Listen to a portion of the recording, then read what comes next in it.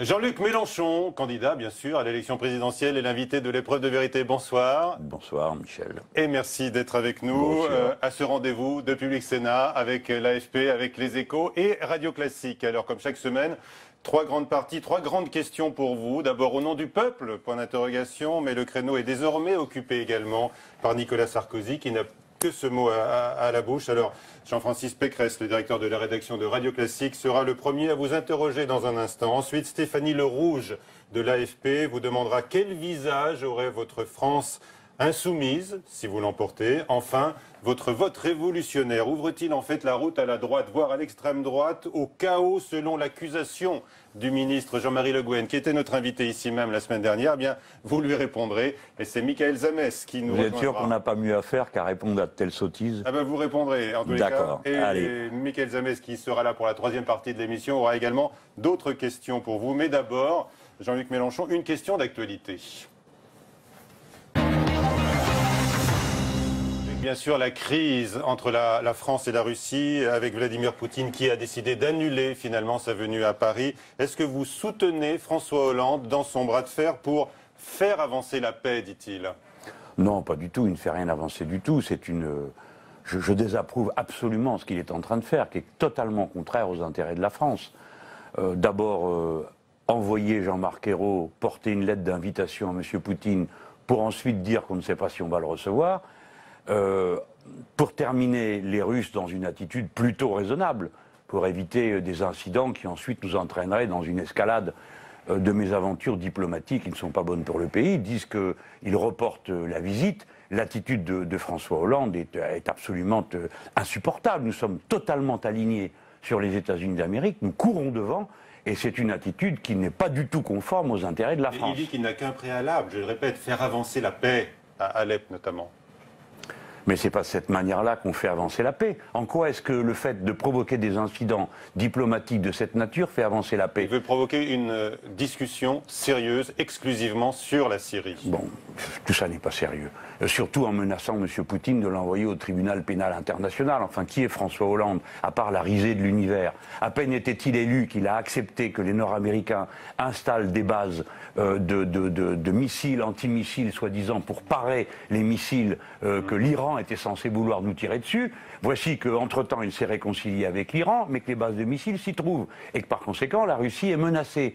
Vous voyez bien que nous sommes en train d'aller progressivement à une situation de guerre avec la Russie. Et je considère que l'attitude de François Hollande participe de l'escalade qui conduit à la confrontation avec la Russie. Quant à lui, François Hollande ne cesse de dire des choses qui n'ont pas de sens. Un temps, Poutine était un ennemi, puis un jour, il reprend mon vocabulaire et il dit la Russie n'est pas un ennemi mais un partenaire. Le surlendemain, il a encore changé d'attitude et de vocabulaire. Tout ça rend la France illisible, inefficace et absente des conditions de règlement du conflit en Syrie et en Irak. Mais vous l'avez dit il y a un instant, vous contestez par ailleurs la volonté de la France d'engager une action devant la Cour pénale internationale pour les crimes de guerre commis par la Russie, avec ces avions qui bombardent aujourd'hui encore à Alep, faisant de nombreuses victimes civiles. Est-ce que vous contestez la notion de crime de guerre imputable à la Russie?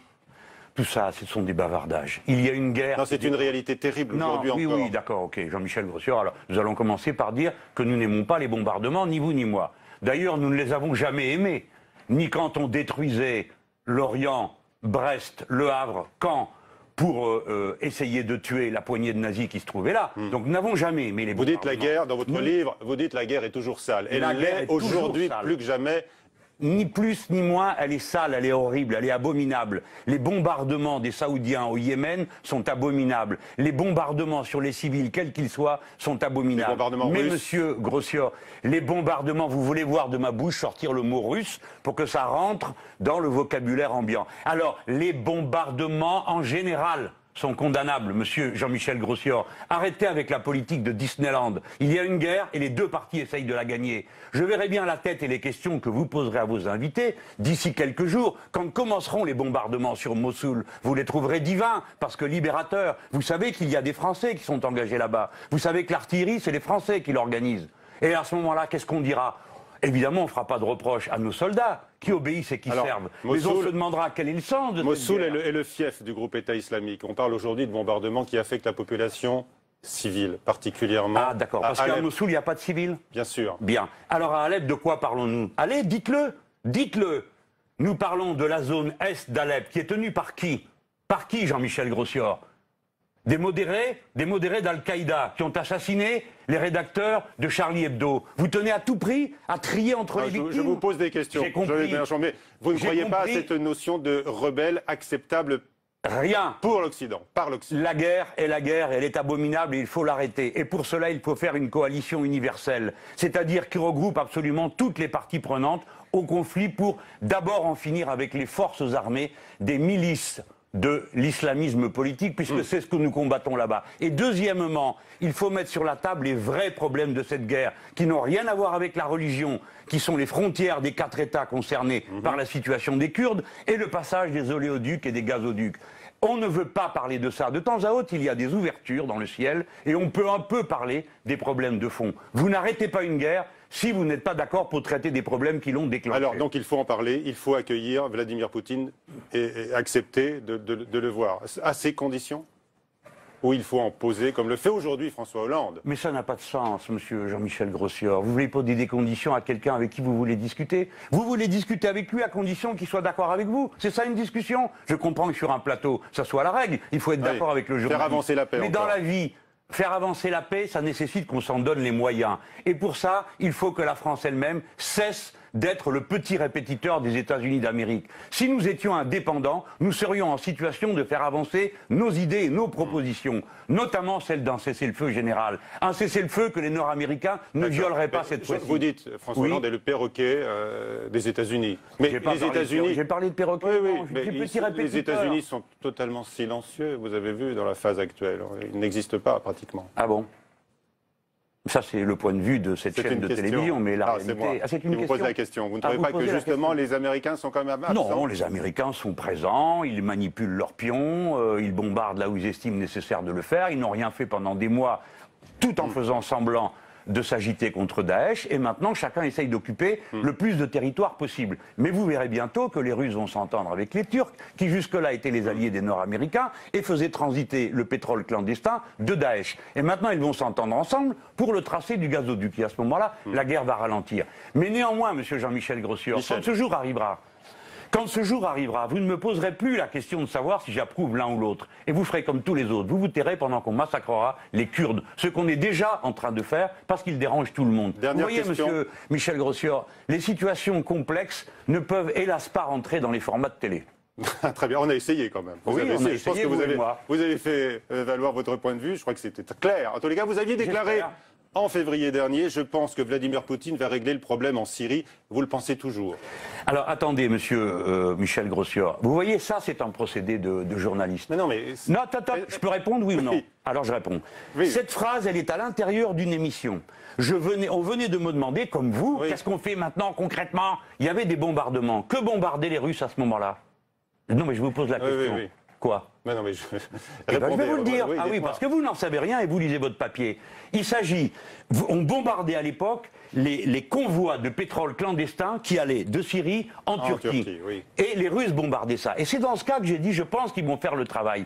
Et maintenant, je vais vous dire autre chose. Je n'ai aucune tendresse pour les islamistes qui se trouvent dans Alep-Est, parce que c'est eux qui ont assassiné les journalistes français. Et par conséquent, je ne veux pas entrer dans ces logiques simplistes où il faudrait approuver les bombardements des uns, désapprouver ceux des autres. Non, je veux la paix. Et je vous redis solennellement, il y a un risque de guerre généralisée en Europe. En Europe aussi, car les bases qu'installent les États-Unis d'Amérique en Pologne et les troupes qu'ils déploient sur le terrain sont une provocation anti-russe qui n'ont aucun intérêt stratégique et sont nuisibles aux intérêts de la France. Si vous voulez vous battre pour la paix, il faut être indépendant. Voilà ce que moi je défends dans cette campagne présidentielle. Et peu me chaud que les gens changent d'habit tous les jours. Moi, je ne change pas d'habit tous les jours. Voilà qui est dit sur cette crise diplomatique. Et donc on poursuit maintenant avec Jean-Francis Pécresse, le directeur de la rédaction de Radio Classique.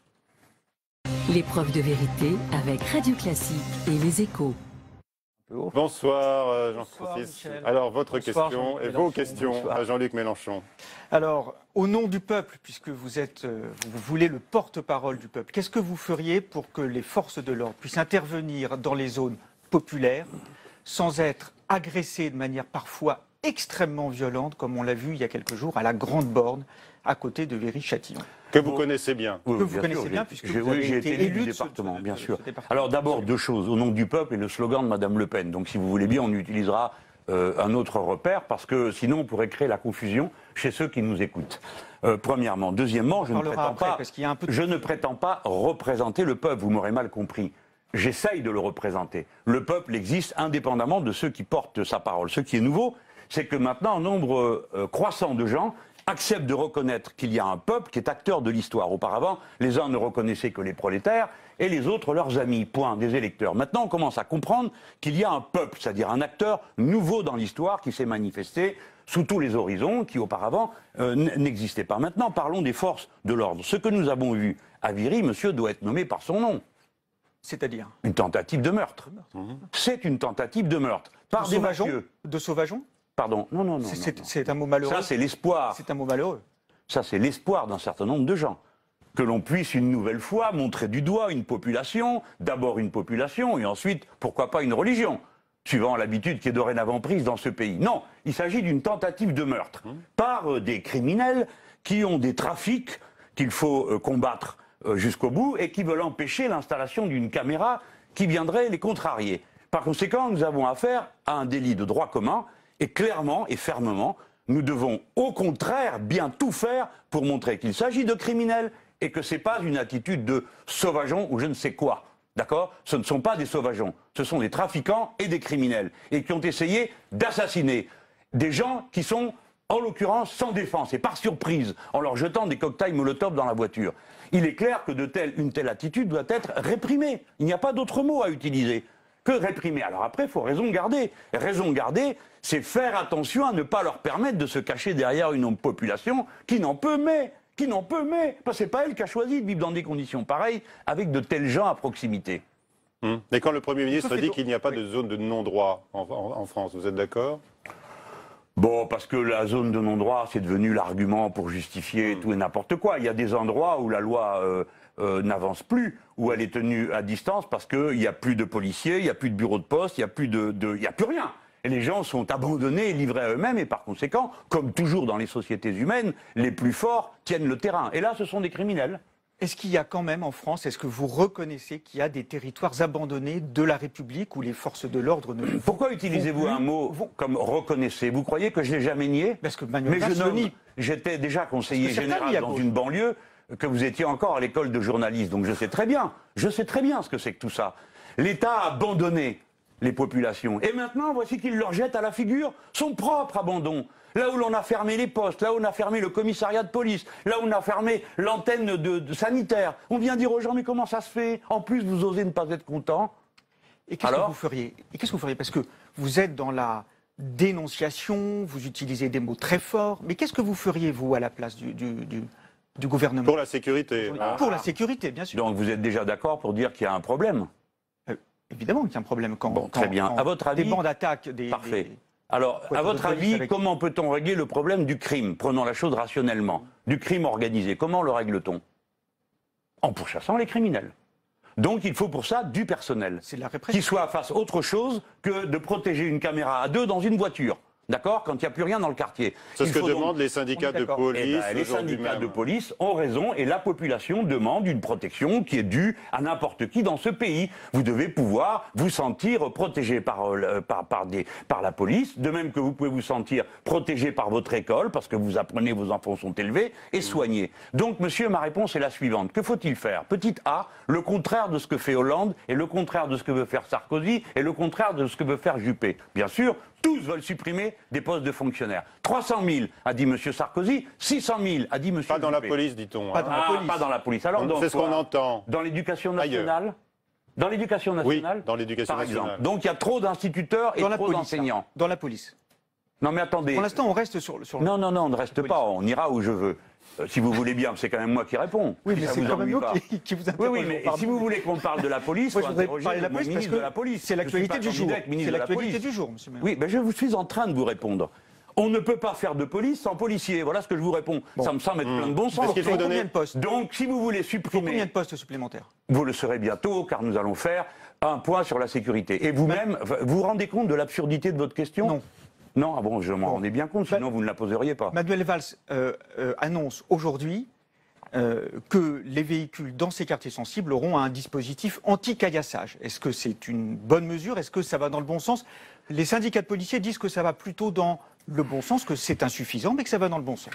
Mais écoutez, franchement, vous croyez que c'est une discussion qui vaut la peine d'être menée? Alors, nous sommes d'accord. Anti-caillassage. Également, j'ai fait une recommandation. Mettez de l'essence dans le véhicule. J'ai oublié de dire une chose. S'ils ont des armes, si possible des munitions, mais il ne faut pas les utiliser dans n'importe quelle circonstance. Nous sommes en train d'enfoncer des portes ouvertes qui permettent de tourner autour du problème sans jamais le régler.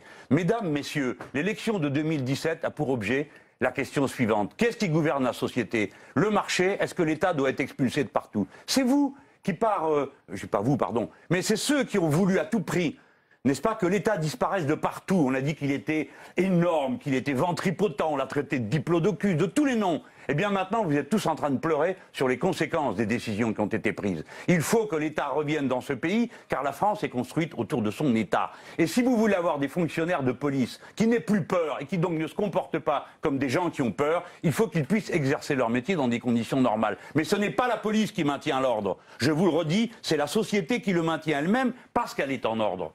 Il y a eu pendant plusieurs semaines, plusieurs mois, pendant tout le printemps 2016, des manifestations contre la loi travail, des manifestations violentes pendant lesquelles des centaines de policiers ont été blessés, parfois gravement. Pourquoi est-ce que vous ne dénonciez pas à cette époque ces mêmes violences contre les policiers, de la même manière que vous le faites aujourd'hui contre les policiers? Vous commencez à être fatigant, hein, vous, parce que premièrement, je l'ai fait, et à de nombreuses reprises.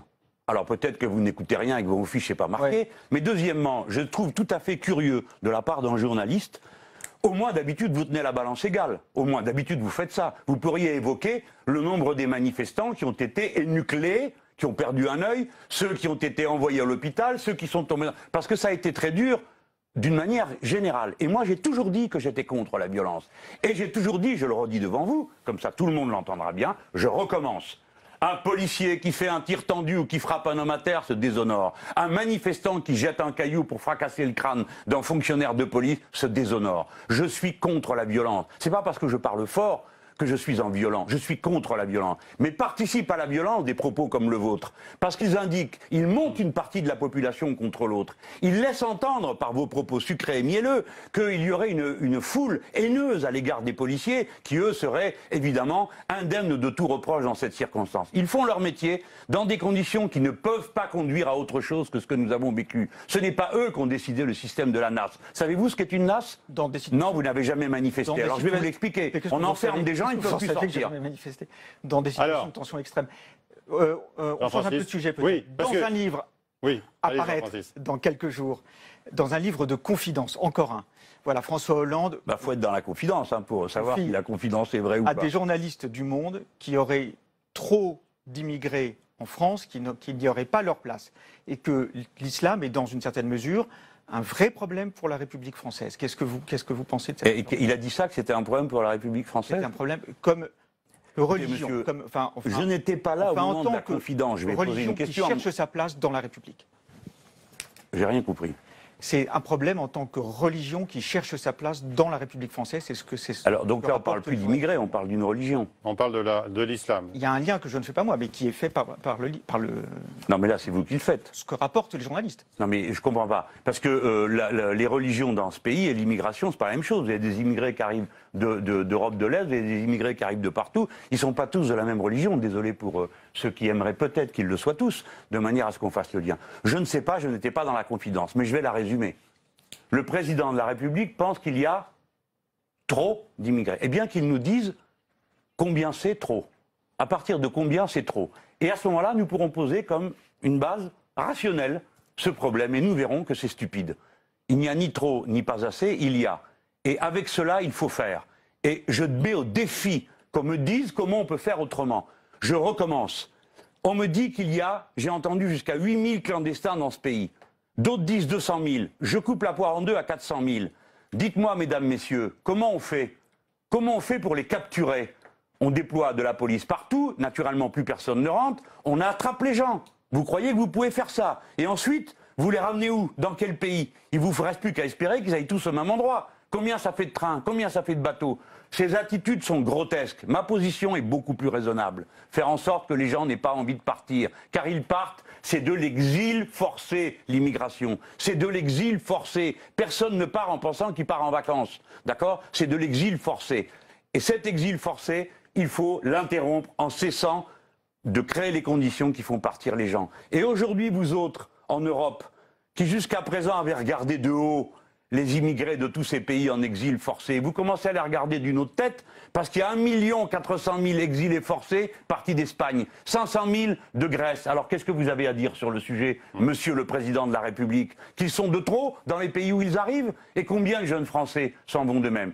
Il faut ensuite combattre les trafics, et une fois que les gens sont là, je demande qu'on m'explique qu'est-ce qu'on peut faire d'autre que de se comporter comme des êtres humains dignes de cela. Donc les accueillir autrement que dans les conditions de la jungle à Calais, qui est une honte pour notre pays et pour notre humanité que nous incarnons les trois autour de cette table. Alors, trois hommes d'ailleurs. Alors, on parlait du peuple. C'était la question de Jean-Francis. Vous opposez le peuple à l'oligarchie et je le disais tout à l'heure, Nicolas Sarkozy reprend ce mot de peuple et il n'a que ce mot à la bouche. C'était le cas notamment lors de son meeting au Zénith. On en écoute et vous réagissez, vous dites ce que vous en pensez, Jean-Luc Mélenchon. Peuple de France, reprends ton destin en main. Peuple de France, n'accepte pas la confiscation du débat. Oui. Je veux rendre la parole au peuple. Oui, je n'ai pas peur du peuple. Ce qui est dangereux, c'est de ne pas écouter la colère sourde qui monte. Ce qui est dangereux, c'est d'ignorer l'humiliation de millions de nos compatriotes. Non, mais d'accord, mais... Le peuple. Alors, il y a quelques jours, vous utilisiez des termes qui étaient assez similaires à ces termes-là. Vous dénonciez une oligarchie, une caste, des parasites, des bons à rien. C'est le même registre que... Eh bien voilà, tout est dit. C'est voilà. Tout pareil. Hein. Ouais. Qu'est-ce que vous en pensez? C'est tout la même chose. Faites la comparaison de texte. Mais non, ça n'a pas d'intérêt. Vous êtes en train de découvrir l'eau chaude. Le peuple est une réalité, chacun s'en réclame, c'est la tradition républicaine. Il est donc normal que M. Sarkozy s'en réclame, Mme Le Pen, M. Juppé, M. Hollande, tout le monde se réclame du peuple. Et dans cette condamnation de l'élite Bon, un peu attendez, facile, et une fois, populiste. non mais posons d'abord ça. Sinon, on ne se comprend pas, on n'est pas en guerre civile dans ce pays, non, sauf erreur. Donc on peut parfaitement comprendre que des gens se réfèrent aux mêmes réalités. Après, regardez M. Sarkozy, j'ai le droit de dire, à ce moment-là, il dit, au fond, il dit c'est moi qui vous représente. Mais comment le peuple pourrait-il croire un homme qui dit « on vous a confisqué votre parole », mais c'est lui qui a confisqué la parole du peuple français, exprimée en 2005 avec la plus grande clarté, qui avait voté non au référendum. Et c'est lui qui a été dire à Mme Merkel « nous signons quand même, après avoir présenté un texte au Parlement, que M. Hollande a fait approuver en même temps que lui ». Par conséquent, les gens qui ont confisqué la parole populaire sont les moins bien placés, me semble-t-il, pour venir ensuite s'en réclamer. Voilà le débat. Le débat, il n'est pas sur le mot peuple, il est sur qui a représenté le peuple avec honnêteté et avec constance. Donc il ment une nouvelle fois. Voilà ce qu'il faut dire de cette situation. Dernière question, dernière relance. Vous avez dit aussi que notre système fiscal en France actuel était à peu près du même ordre que ce qu'il était sous l'Ancien Régime. Qu'est-ce que vous voulez dire par là Eh bien, vous pouvez nous expliquer? Ah ben oui, c'est pas un peu quoi? Une exagération dans votre... Oui, c'est trop modéré. Ah. En ce sens, j'exagère. Ouais. Parce que si vous ne trouvez pas exagéré que les entreprises du CAC 40 payent 8% d'impôts, tandis que les petites et moyennes entreprises en payent 30%, c'est que vous et moi, nous ne parlons pas des mêmes réalités. En France, il y a un problème. La classe moyenne porte tout sur son dos. Par conséquent, tout le monde doit payer. Et on m'a dit, alors, monsieur Mélenchon, vous allez faire payer la moitié des Français qui ne payent pas d'impôts. Même oui, symboliquement. Mais les autres vont devoir payer, de manière à ce que, je parle des autres, c'est-à-dire cette poignée de gens qui ne payent pas leurs impôts, voire même à qui on redonne de l'argent sous prétexte de bouclier fiscal. Les 10% de Français les plus riches de France payent 70% de l'impôt sur le revenu.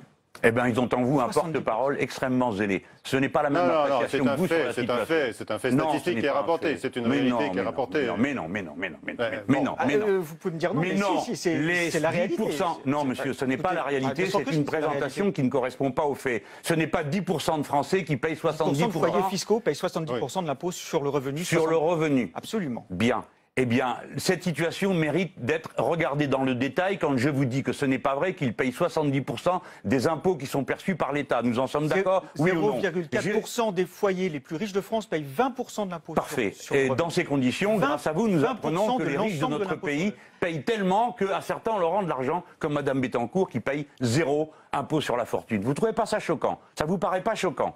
Ça ne vous paraît pas choquant que les très grandes fortunes de notre pays ne participent pas à l'effort national? Ça ne vous paraît pas choquant que de très grandes entreprises de ce pays ne payent aucun impôt? Non, ça ne vous paraît pas choquant? Elles y contribuent considérablement parce qu'elles payent un très lourd impôt sur le capital et sur les revenus. Les téléspectateurs apprécieront qu'ils représentent quoi? Vous et moi, on ne représente pas les mêmes. Allez, Jean-Francis représente une radio et un journal et il vous pose des questions et vous représentez, eh bien... Là, il me posait des questions, mais vous fichez de moi. Votre corpus idéologique, Jean-Luc Mélenchon, et on va dire merci beaucoup à Jean-Francis pour la précision de ces questions, comme chaque semaine.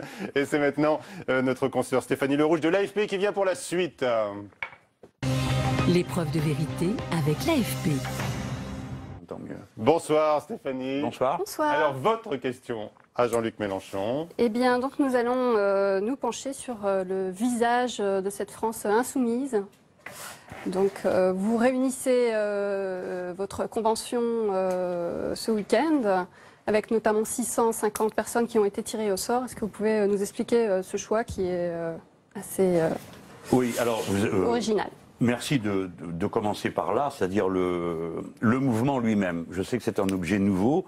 C'est donc un prototype que nous allons voir ce dimanche. Il y aura donc des choses imparfaites, je le dis parce que je suis un peu angoissé, savoir si nous allons réussir tout ce que nous entreprenons. Nous avons tiré au sort les 2 tiers de la convention, si je ne me trompe pas, 650 sur le millier qu'il va y avoir. Parmi les signataires, il y en a 135 000 de la France insoumise, c'est-à-dire des personnes qui ont décidé de donner leur appui à ma candidature. Pourquoi avons-nous tiré au sort? Pas parce que c'est plus démocratique de tirer au sort, c'est un débat qui est très ouvert, mais parce que nous ne voulions pas d'élection, car élection voudrait dire que nous deviendrions un parti, avec des plateformes, des tendances, des textes d'orientation, et des gens se présentant à cette convention au nom d'une chose ou au nom d'une autre. En réalité, la convention, son objet est réglé, puisque le programme a été mis en discussion, a été élaboré pendant 7 mois par des contributions individuelles, sur la base du programme L'Humain d'abord que j'avais déposé. Il y a eu des auditions, il y en a eu 16 ou 17, hier soir j'ai encore participé à la 18e sur les logiciels libres, bref. Et ensuite, les organisations politiques qui apportent leur soutien à ma candidature ont elles-mêmes fait leurs propositions. De tout ça, nous avons tiré un texte qui lui-même est en ce moment en cours de vote à l'intérieur des 137 000 votants. Il a fallu tirer au sort et nous allons donc faire quelque chose que personne n'a jamais fait. Tirer au sort une convention, des gens viennent, ils participent à un débat. Quel est l'objet exactement de cette convention? Parce qu'on ne comprend pas bien. Donc le diagnostic, pour vous, il est derrière vous. Oui. Le programme, visiblement, c'est fait également. Donc qu'est-ce qu'ils vont faire, ces gens? D'abord, nous allons, vous m'interrogez sur les choses que nous allons factuellement faire. D'abord, nous allons transmettre le document. C'est un acte que je ne pouvais pas faire de moi-même. J'ai pensé qu'il fallait le faire du mouvement lui-même. C'est la présentation du programme, en fait. Oui.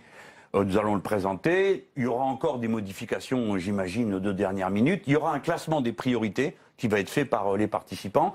Et il y aura quelque chose qui me paraît très important, c'est le donner à voir. Nous avons commencé à le faire avec le défilé de la France insoumise le 5 juin dernier à Stalingrad. C'est le moment où l'on donne la parole à ceux qui ne l'ont jamais. Par exemple, des syndicalistes, par exemple, des lanceurs d'alerte, par exemple, des gens qui, dans la vie quotidienne, incarnent des choses dont vous n'avez pas idée, moi non plus, parce que je ne le vis pas, mais qui sont les problèmes de la vie de tous les jours. Vous avez quelqu'un, par exemple, qui a prévu de venir et d'intervenir. Savez-vous de quoi elle va parler? Je ne dis pas que ce soit un résumé. Là, pour l'instant, on ne sait pas encore. Hein. Le suspense est à son comble. Ça sera quoi, alors? Oui, je comprends que... Mais non, mais c'est quoi? Oui. Laissez-moi finir ma phrase. Vous avez été aimable. Hein? C'est quoi? De toutes sortes de choses, vous le verrez bien dimanche. Alors, voilà pour la composition et l'organisation. En général, ce sont des gens qui ont à poser des problèmes de la vie ordinaire sur la table, qui ne sont pas connus, pas entendus, puisqu'il y a 9 millions de personnes dans ce pays qui sont dans la pauvreté et qui n'ont pas la parole. Voilà. Donc on va essayer d'être ça, de le donner à voir, de le représenter. La démarche de Macron avec ses marcheurs qui sont venus exposer au cours du diagnostic qu'il a fait la semaine dernière à Strasbourg les problèmes de la France. Je ne sais pas, madame, je n'y étais pas. Je n'y étais pas. C'était retranscrit sur Internet. Voilà, peut-être que tout le monde fait comme moi. Je n'en suis pas du tout déçu. Cela change. Cela montre une chose. On va essayer. Je ne sais pas. Non, je ne réclame rien. C'est vous qui m'avez comparé à M. Macron, avec qui je n'ai rien à voir politiquement, et avec qui je n'ai pas les mêmes méthodes. Mais vous trouvez important de comparer les deux. Donc nous allons en tirer une conclusion. C'est qu'il y a un grand dommage dans la sphère politique qui aujourd'hui, par ses formes traditionnelles, a beaucoup de mal à représenter l'opinion et la démarche et l'attente des Français. En ce qui concerne le processus La France Insoumise comme mouvement, c'est que ce n'est pas un parti, mais que nous bénéficions autant que nous pouvons de cette merveille qui est une plateforme Internet qui permet à chacun d'intervenir comme il veut, quand il veut, autant qu'il veut et moins quand il le veut. Dans le courant même de la Convention, des gens vont intervenir qui ne seront même pas présents physiquement dans la salle, mais qui vont le faire parce qu'en streaming, ils suivent la Convention et peuvent intervenir soit par des tweets, soit par des SMS.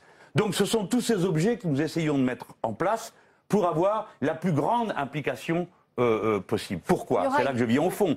C'est que le projet politique que je porte est un projet de révolution citoyenne, c'est-à-dire de prise du pouvoir par les citoyens, qui va se traduire notamment par une revendication qui me paraît, moi, de nature révolutionnaire, c'est la convocation d'une assemblée constituante pour la révolution par les urnes. Oui, bien sûr.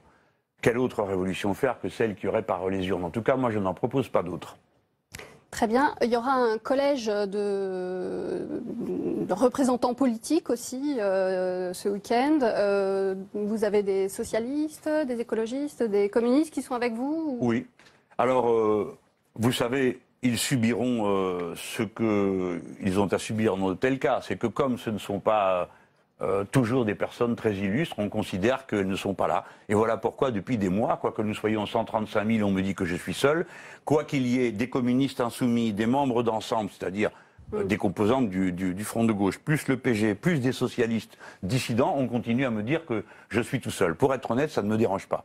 Car si je bénéficiais des louanges universelles, j'aurais aussitôt l'opprobre universel qui accompagne ceux qui nous louangent dans ces circonstances. En tous les cas, officiellement, le PCF oui, bien sûr, n'est pas membre. Le Parti communiste français n'est pas membre, bien sûr. Ne veut pas l'être. Ne veut pas, et dit aujourd'hui ne se prononcer que pour un programme et pas un candidat. Donc pas pour vous, Jean-Luc Mélenchon. On écoute Pierre Laurent, quand même, il mise sur un possible rassemblement. Les Insoumis avec Jean-Luc Mélenchon ont travaillé. Les socialistes critiques travaillent. Je les ai invités à la fête de l'humanité comme Jean-Luc Mélenchon. Les écologistes sont en train de discuter. Eh bien, rapprochons nos propositions. Je pense qu'elles peuvent être possiblement communes sur énormément de sujets. Et faisons une candidature commune. Alors ? C'est encore possible d'imaginer un rassemblement. C'est le vœu, manifestement, du patron du PCF. Au cours de la fête de l'humanité, Pierre Laurent avait dit qu'il souhaitait vous rencontrer pour évoquer un certain nombre de sujets qui vous divisent. Il y a notamment la question des travailleurs détachés, de la place de la France dans l'Union européenne. Il y a également la question des gauches irréconciliables, donc qui est plus une question stratégique. Vous n'avez pas souhaité cette rencontre. Pourquoi déjà ? Et est-ce qu'elle peut avoir lieu ? Non. Il continue d'appeler. Oui, très bien. Les communistes participent par milliers à la France Insoumise. Je le répète, ce n'est pas un parti. Il n'y a pas besoin d'abandonner son parti pour militer à la France Insoumise. Donc des communistes, des élus communistes parrainent ma candidature et il y en aura d'ici peu davantage encore. On en parlera peut-être tout à l'heure. Mais donc voyons la méthode.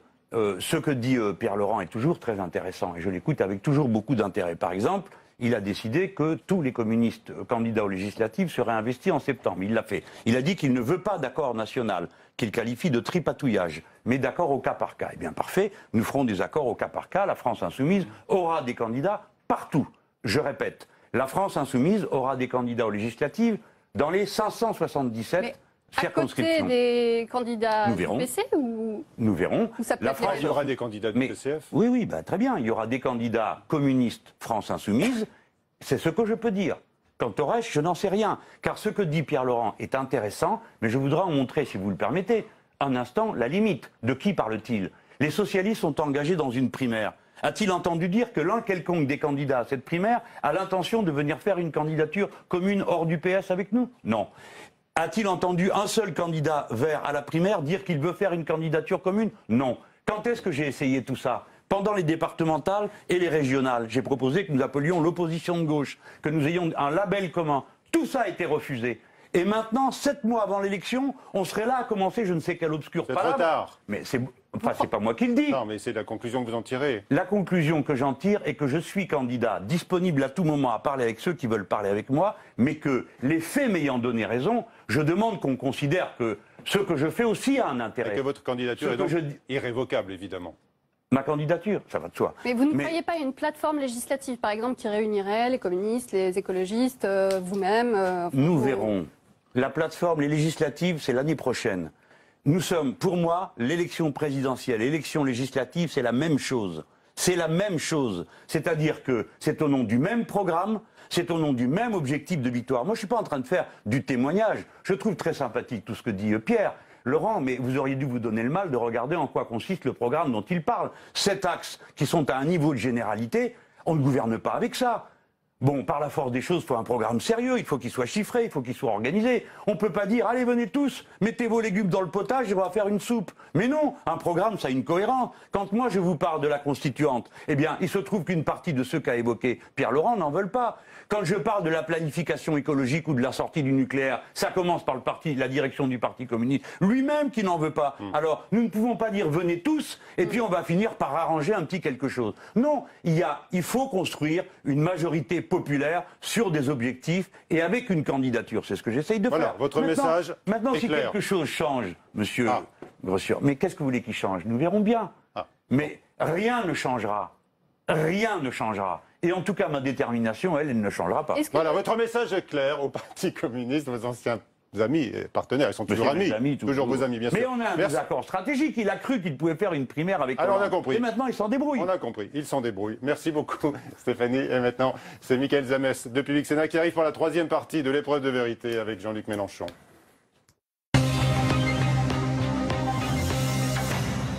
Bonsoir. Bonsoir Michel. Mickaël. Bonsoir. Alors la question, elle va être posée par quelqu'un à qui vous n'aviez pas envie de répondre tout à l'heure, mais on va quand même l'écouter.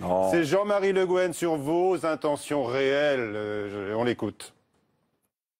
Non seulement Mélenchon a été depuis de façon régulière contre, et essentiellement contre la social-démocratie et le Parti socialiste, mais ce qui est en train de se passer, c'est aussi des évolutions. Moi, je me demande si on ne prépare pas un vote révolutionnaire de ce côté-là. Monsieur, vous suggérez que Jean-Luc Mélenchon veut faire battre François Hollande, c'est ça que vous voulez dire? Ça peut aller plus loin. Bon. Ça peut aller plus loin. Ça peut aller plus loin. La théorie du chaos, il l'a portée, et je me pose la question de savoir s'il n'est pas un des tenants de la théorie du chaos. Bon, moi, ça vous fait sourire. Donc, Rire. Attendez, la fin est trop drôle, quoi. La théorie du chaos, dit le docteur Le Guen, il paraît qu'il est docteur.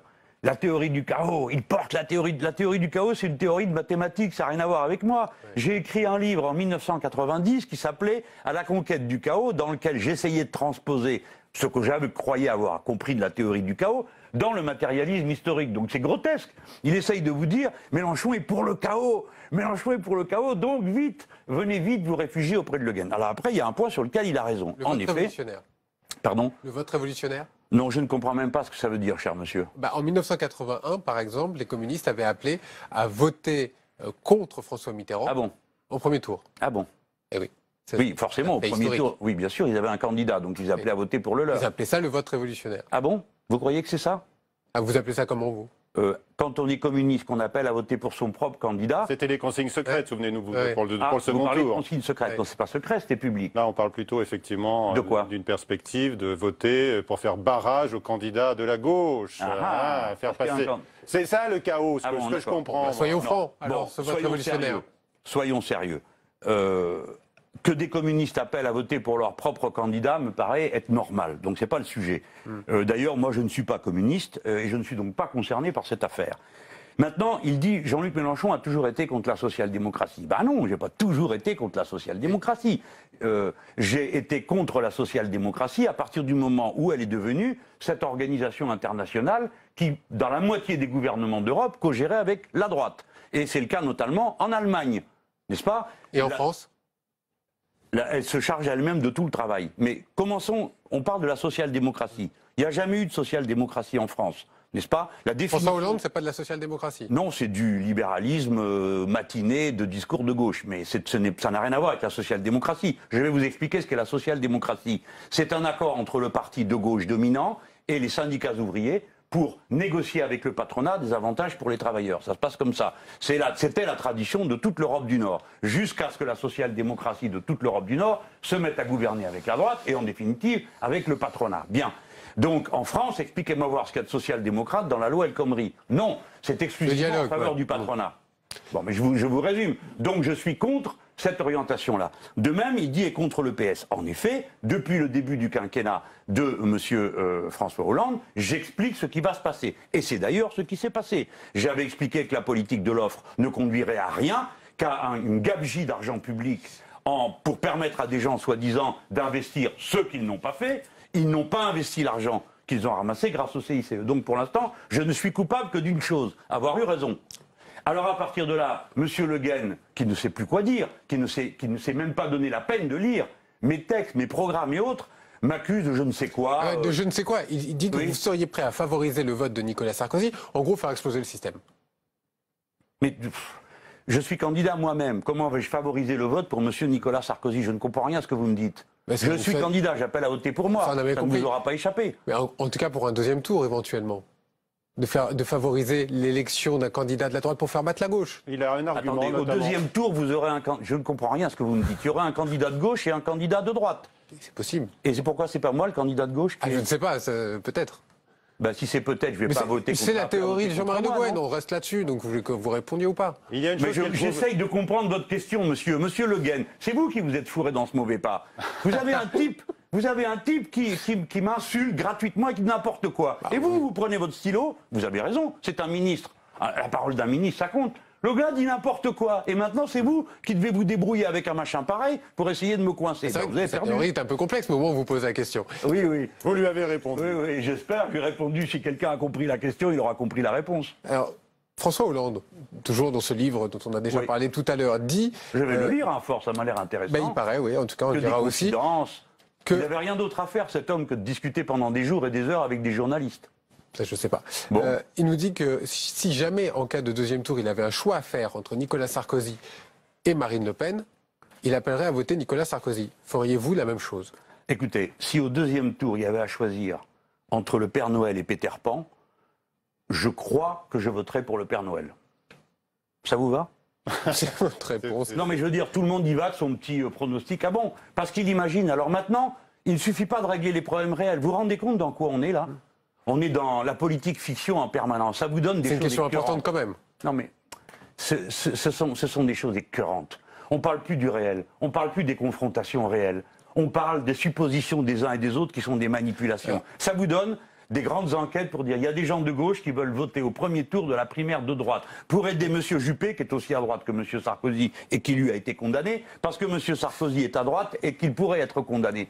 Tout ça dégouline de cynisme, de manque d'honnêteté, de tricherie, partout, tout le temps, à tout endroit. Vous comprenez pourquoi les gens comme moi se sentent tellement à l'aise dans leur basket? Moi, c'est simple, j'ai un programme, j'ai des amis, et on se bat pour convaincre une majorité. C'est la seule chose honnête qu'on peut faire dans une démocratie. Et tous ces gens sont en train de transformer un grand moment de la démocratie française en un PMU grotesque. Monsieur Mélenchon, question qui pourrait également se poser en termes de gauche, et là c'est quand même du fond. Est-ce que vous êtes vraiment irréconciliable avec la gauche qui gouverne?